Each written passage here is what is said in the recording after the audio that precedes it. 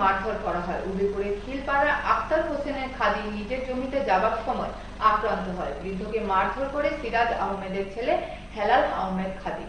ঘটনাটি ঘটে বৃহস্পতিবার বিকেল উদয়পুর করুণা চৌমুহনী এলাকায়। এই ঘটনা জানিয়ে আহত আক্তার হোসেন খাদিমের ছেলে বোলতাল হোসেন খাদিম উদয়পুর রাধাকৃষ্ণ থানায় অভিযুক্তের বিরুদ্ধে অভিযোগ দায়ের করেন। বাবু কেনালের দিকে যাইতে আসলো, আমরা জমি জমা ওইখানে জমি জমা আছে দেখতে যাইতে আসলো। যাওয়ার পথে করুণা চৌমুহনীতে সিরাজ আহমেদের ছেলে হেলাল খাদিম ও আক্রমণ করে আমার বাবার উপরে। আক্রমণে করতে দিয়ে সে আমার বাবার হাতে ভিতরে আঘাত করে এবং হাত ভাঙে এবং রক্তাক্ত করে এবং উনি চাইছে যে মাথা বাড়ি দিয়ে সেটা আক্রমণ করে এবং এখানে একটু মার্ডার করার লেগে চেষ্টা করছিল।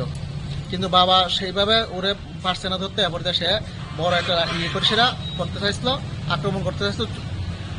চূড়ান্তভাবে আক্রমণ করার কারণে বাবু দৌড়ে বাড়িতে আইসে। আওয়ার পরে আপনাদের এই থানাতে এসেরা এখানে থানার মধ্যে এসে আমাদের এখানে এসেরা আত্মগোপন করে এবং কেস ফাইল করার লেগে আসছে। তো এখন থানাবাবুরা কইছে যে এখন চিকিৎসা করার লেগে চিকিৎসা করতে এখন নিয়ে যেতে আসি। হ্যাঁ, আপনার বাবার? আমার বাবার নাম আক্তার হোসেন খাদিম। বাবার মামা দাদুর নাম হচ্ছে গোফরার মিয়া লেট। বাবার বয়স কত? বাবার বয়স এখনকার আছে মিনিমাম 70 বছর।